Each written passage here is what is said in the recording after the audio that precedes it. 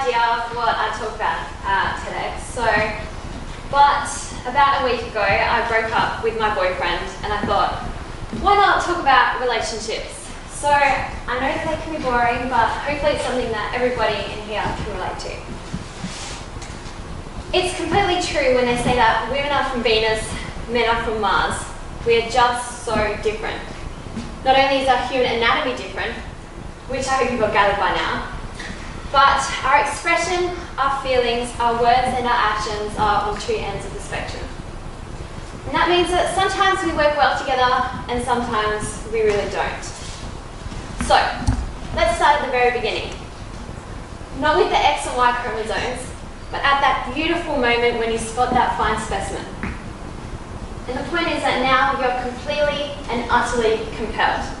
You can't help but look at him, even though there's a voice in your head warning that if you look for much longer, you risk being classed as that creepy girl who wouldn't stop looking at me. But we've all been there, we've all done that, with a guy who's completely out of our league, or someone when the age difference means that it just wouldn't work. But there's always certainly a guy who you think is attainable. You turn to your friends. Guys, you see him? No, not that one, the other one. Yeah, him. The guy with the mesmerising eyes, beautiful smile, and luscious hair. Well, now that you've all seen him, I'm just going to say that. He's mine. So, now comes the tricky part. How do I find out his name so I can stalk him on Facebook? That's hard. But luckily, in this day and age, where the whole world is connected by social media, you probably have a friend who knows him. And so it begins, the fantasizing, the dreaming, the crushing, and the endless stalking. Next comes the awkward first meeting. You have so much to say to this guy. Can we get married? Life ambitions? Do you have abs? Do you have any other hot friends from my friends? But hold on a second. You haven't even met yet. Now you work up the courage to walk over to him. Slowly but steadily. Confidently but secretly full of fear. Looking away but looking right at him. Turns out, he's even better looking up close, has a monobrow, or looks like Chewbacca, not Beyonce. So let's go with the first one. The first meeting doesn't go too badly. You find out his name officially and eagerly await for the friend request on Facebook. It does come, eventually, after hours of nail-biting, thinking and reliving each and every moment, wondering if you should have, could have, and would have done anything better. So, now, do you message him back or do you wait? Because, you don't look too desperate or anything. But after holding yourself back, you do message him back, and that's the start of the hundreds and hundreds of messages you will send each other over the next couple of weeks. You won't talk about anything too important, but it will be enough. It will be enough to make you fall for him. Then the texts get cute, with kissy faces and X's, and the compliments begin to flow, and you feel extremely special. And after seeing him almost every weekend for the last month, and talking to him whenever you get the chance to, it's official. You've got yourself a boyfriend, and everybody needs to know about it, of course, because it's going on Facebook. Not too bad for the person who every Valentine's Day posts a photo with the hashtag Forever Alone. That's it. Your life is complete. You have a boyfriend, you have family and friends. Could life get any better? Yeah, it could. You could win the lottery, but that's beside the point. Now you find yourself looking on Facebook and Instagram and tagging your bae in quotes like, you're the first person I want to talk to when I wake up and the last person I wish to see before I fall asleep. It's really amazing knowing that someone other than your mother thinks that you're beautiful.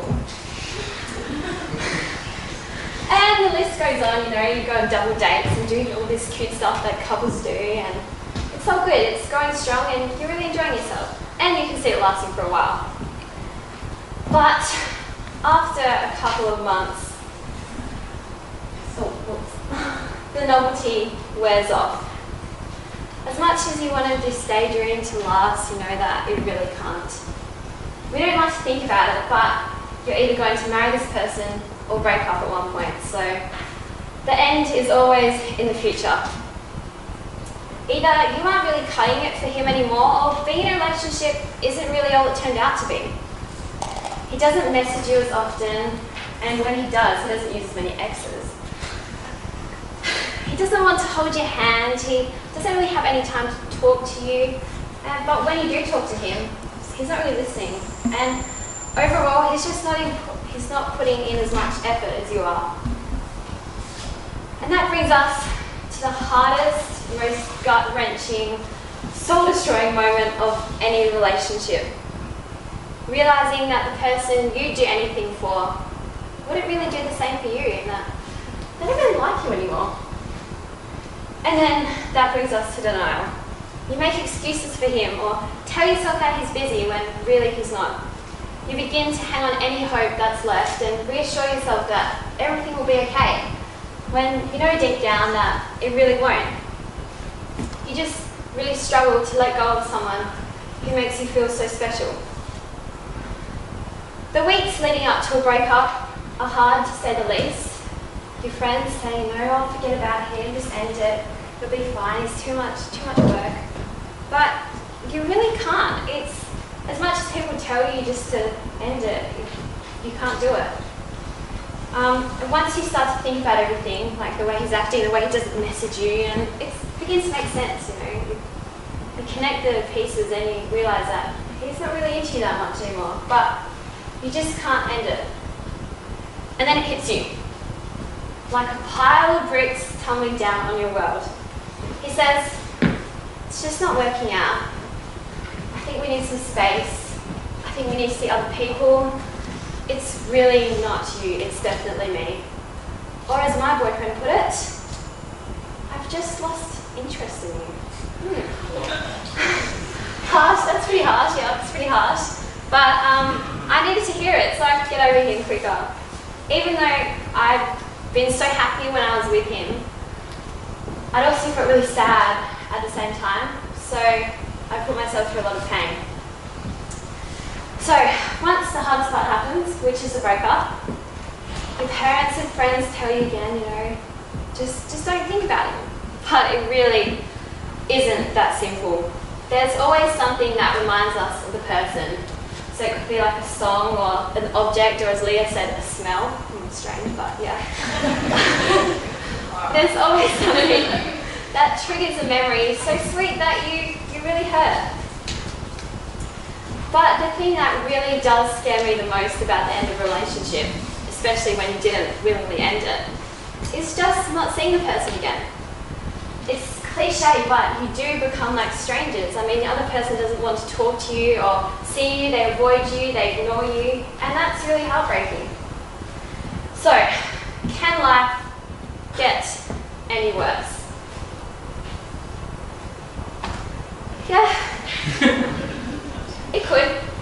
You could be dead, and guess what? You're not. You're still breathing, you still have blood pumping through your veins, and you're alive. You get up, and you get on your feet, and you pick yourself up and carry on. And you meet more new and interesting people who make you wonder why you even cried about him in the first place. And as my grandpa told me, his wise words of wisdom, Sara, don't worry, you'll have at least 10 boyfriends before you marry someone, so that's reassuring. So enjoy the company of people, the people around you, and people that actually want to see you happy and want to make an effort to be with you. I mean, life's too short to be with people who, quite frankly, don't even like you. And we're all quite young in here, except for a couple of you.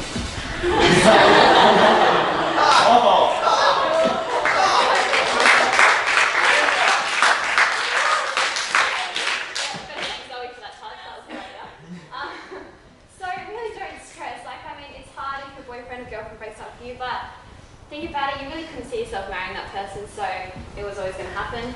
And just enjoy every moment, and true love, I promise you, you'll find true love. I really do promise. Thank you.